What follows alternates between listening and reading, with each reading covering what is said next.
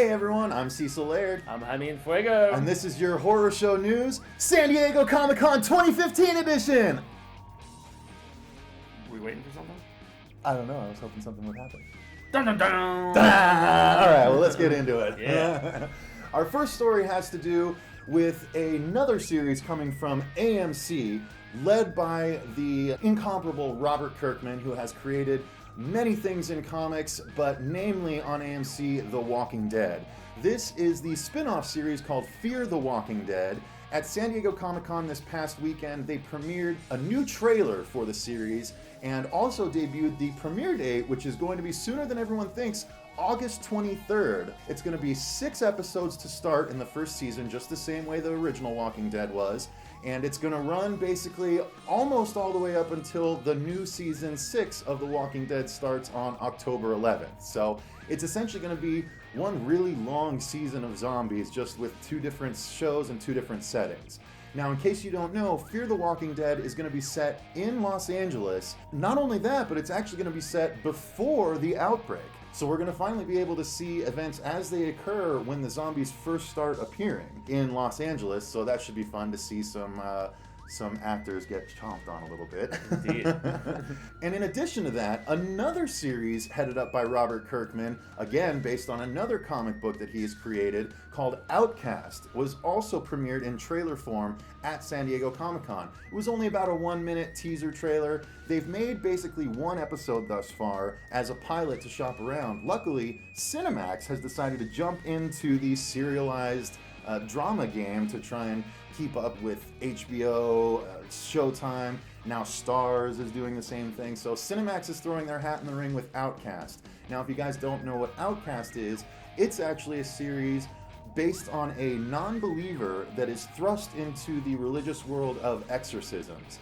Turns out he is what's called an outcast, where if he touches someone that is possessed, they freak out, and if he holds the hand on long enough, he can make the demon go away, but not without doing some very serious damage. So it's a really interesting take. They've only done 10 issues of the actual comic thus far, and the show is set to premiere in 2016.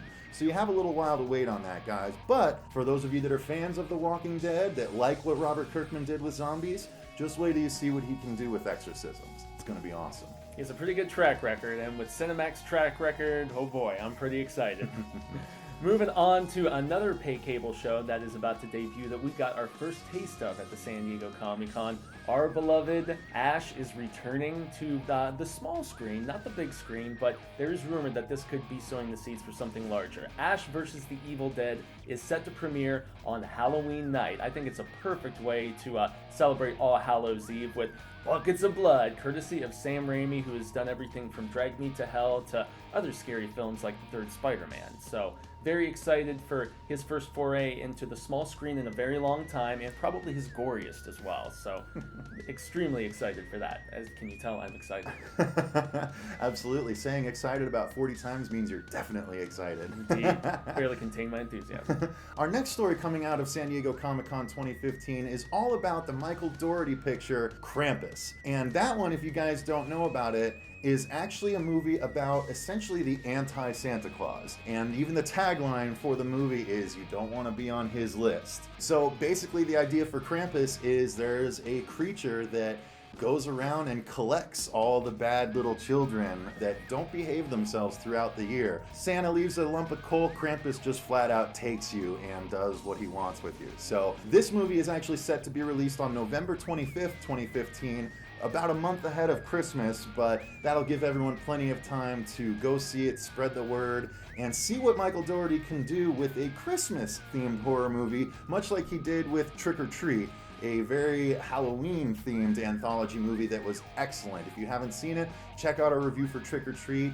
We have both regular and spoiler review, and it was good fun. So I have high hopes that Krampus is going to be just as fun, but with a completely sick Christmas twist to it. Sickness at Christmas, always, unexpected, I suppose, if you eat too much of that candy. But speaking of anthology films of the horrific variety, there is another film coming very soon this Halloween that may, in fact, give the aforementioned Trick or Treat a run for its money. Neil Marshall, who has directed Dog Soldiers, The Descent, and various others, Doomsday shall not be mentioned, is heading up a new anthology that's coming this October and has 10 films. That's right, not 5 like Trick or Treat, 10 that are all interwoven amongst themselves. And there's other directors than him, the gentleman who did Dead Hate the Living and Grace. It's a list of smaller directors. The bigger names are actually the directors starring in this film. There's everyone from Stuart Gordon, who did Reanimator, to Adam Green, who we're both a big fan of, who's done Frozen and the Hatchet series, and various others from John Landis to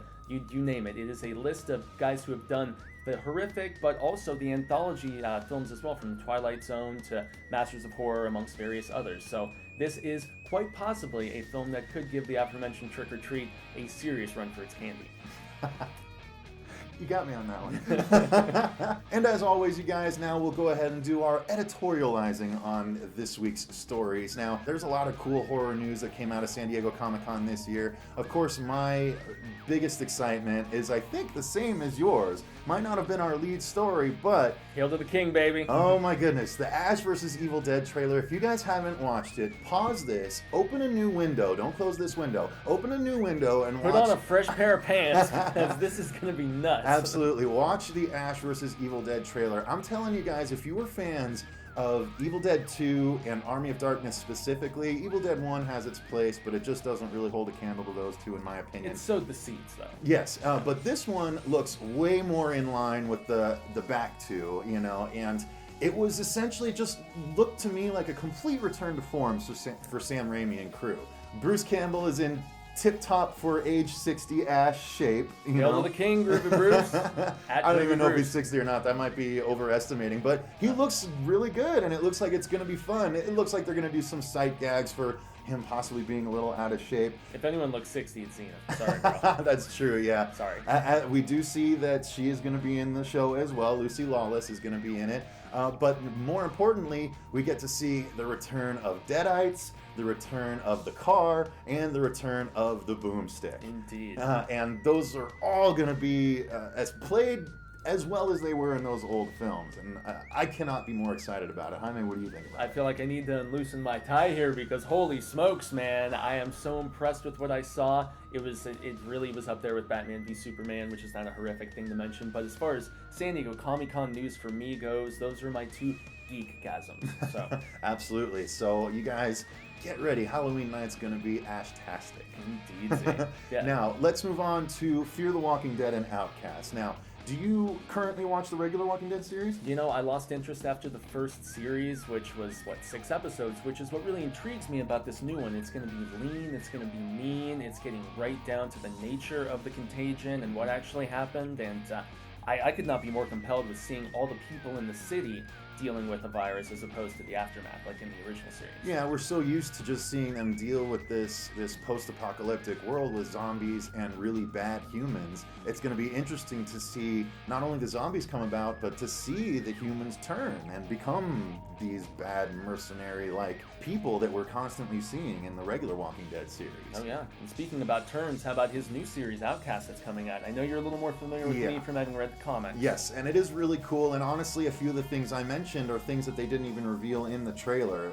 Good. The touching and stuff like that. Don't lay all your cards down at the same time. Yeah, they don't want to do too much. They only have the pilot to draw from, and that might be giving away a little bit too much, but it's a really interesting series. It's played slowly. The main character rides around with a priest that's trying to tell him that he's got these powers and all this stuff. And again, he's just a non-believer that happens to have the power to exorcise people by touch. And there's a really interesting backstory having to do with his own mother and an abusive situation growing up that turns out might not have been, an average abusive situation. There might have been something more going on. Yeah. So it's a really deep series, and I'm really excited to see them explore it. Now, the fact that they're putting out a trailer here in July for 2016, it is. I guess they have to. Ahead of yourself, possibly. Yeah, a little bit. Like, I'm excited to see it now, and now I have to wait at least 6 months, and that's assuming they do it right at the beginning of the year, which I'm sure will not be the case. It does give me hope seeing this series go to show that Preacher will in fact have its pilot picked up by AMC, so I guess we will find out. But this type of, really religiously charged subject matter and stuff like that on pay cable, I'm very excited. Excellent. So you're going to try that one out as well, then? Indeed, I shall. Excellent. Yeah. Excellent. Anything religiously charged, hence the upbringing. I just have to scope it out. So next up we have the aforementioned Krampus. I was such an enormous fan of Trick or Treat. I think it is a seminal classic at this point. It had some trouble being released initially. Produced by Bryan Singer, which a lot of people seem to forget. That's why it had that slick, just awesome glossiness to it, but still had that really gory, gritty underbelly. I mean, kids get killed in that movie, man. Yeah. Any horror film where kids get brutalized is something significant for me. It actually didn't feel far off of a Raimi horror movie, there was gore, it was well written. There were laughs, a lot of laughs actually, and just some really, really cool moments. If you guys haven't seen Trick or Treat, Michael Dougherty did a really good job with it, and so I'm really interested to see him tackling another holiday. Another holiday, but with a creature. And you and I both love creature movies, so it'll be interesting to see. We see Krampus's hand. I'm anxious to see what the rest of him looks like. Yeah, interested about Adam Scott in a full-on horror dramedy type piece. He likes to be spreading his wings. He does, yeah. Whether he's being an asshole comic guy or an asshole stealing